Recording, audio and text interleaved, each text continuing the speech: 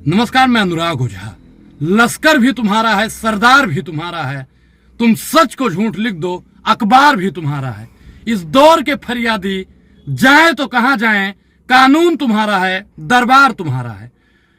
बड़े इस्लामिक विद्वान मुफ्ती सलमान अजहर जी के बयान पर भाजपा सरकार राजनीतिक उद्देश्य का इस्तेमाल कर रही है।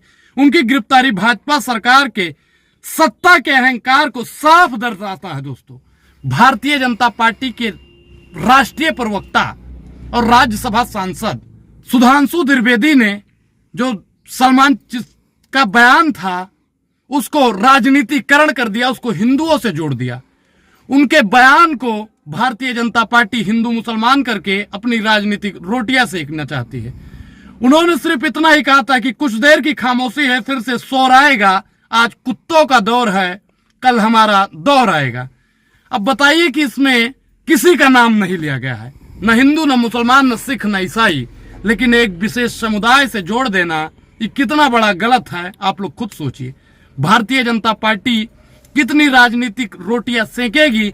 और मैं एक चीज और बता देता हूं, सलमान को इसलिए गिरफ्तार किया गया क्योंकि उनका नाम सलमान था, सलमान अजहरी था, इसलिए उनको, क्योंकि मुसलमानों का, और जब भारतीय जनता पार्टी का लोग हेड स्पीच देता है, कभी देश के गद्दारों को जूता मारो सालों को, या फिर मुसलमानों की बेटियों को अगवा करो, हम पूरा सपोर्ट करेंगे, हम नहीं कहते, भारतीय जनता पार्टी के लोगों का बयान है।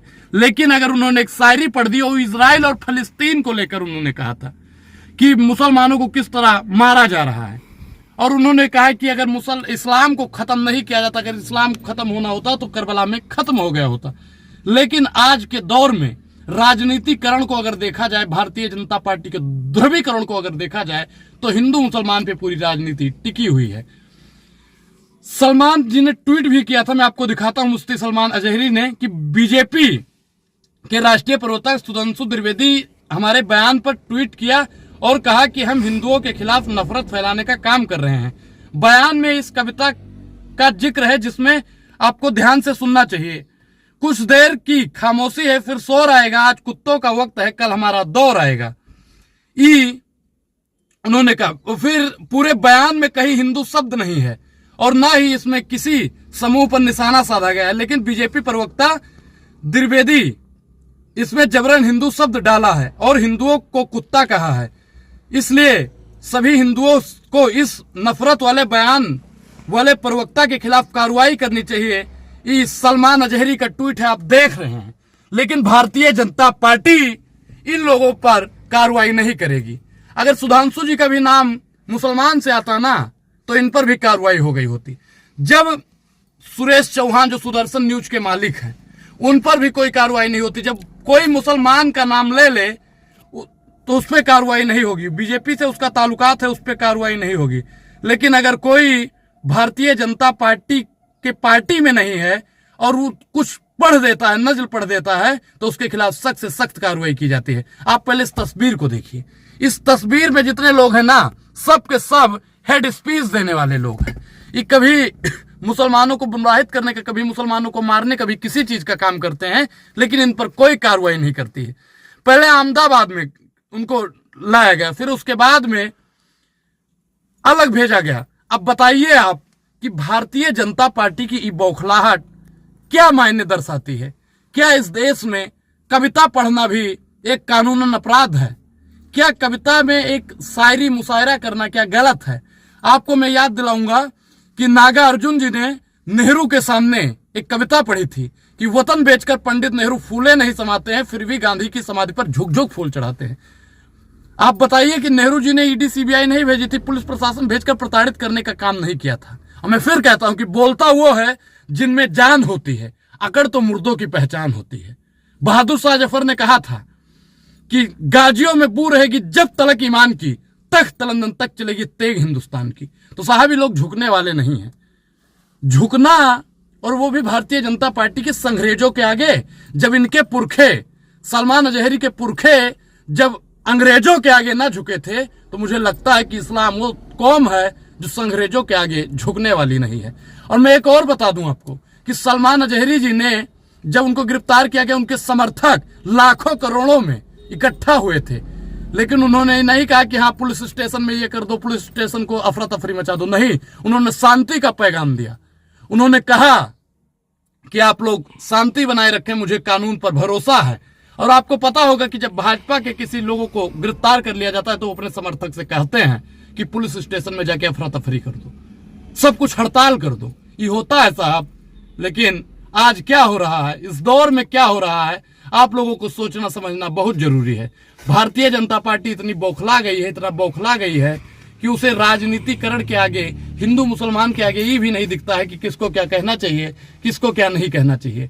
भारतीय जनता पार्टी आखिर क्यों एक धर्म, एक विशेष, एक समुदाय को इरिटेट करने का काम करती है, प्रताड़ित करने का काम करती है? आखिर ये कब तक होता रहेगा? आखिर ये कब तक होता रहेगा? आप लोग सोचिएगा जरूर, क्योंकि इस देश में मुसलमान होना मतलब तलवार की नोक पर चलने के बराबर है। वर्तमान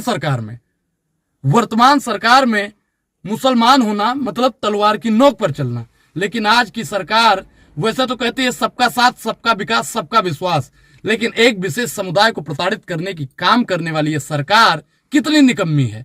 भारतीय जनता पार्टी से मेरा एक सवाल है, सुधांशु त्रिवेदी जी से भी मेरा वही सवाल है कि उसने सलमान अजहरी जी ने किसी विशेष धर्म का नाम नहीं लिया, हिंदुओं का नाम नहीं लिया। आप पूरी कविता को सुनिए।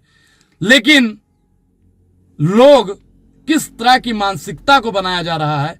अगर गिरफ्तार ही करना है तो मैं कहता हूं रमेश भिदुड़ी को करो, जिसने मुल्ला, कठमुल्ला, भड़वे, आतंकवादी बोला था। अगर गिरफ्तार ही करना है तो करिए भाजपाइयों के उन लोगों को जो मुसलमानों पर आए दिन टिप्पणी करते हैं। अगर गिरफ्तार ही करना है तो टी राजा को करिए।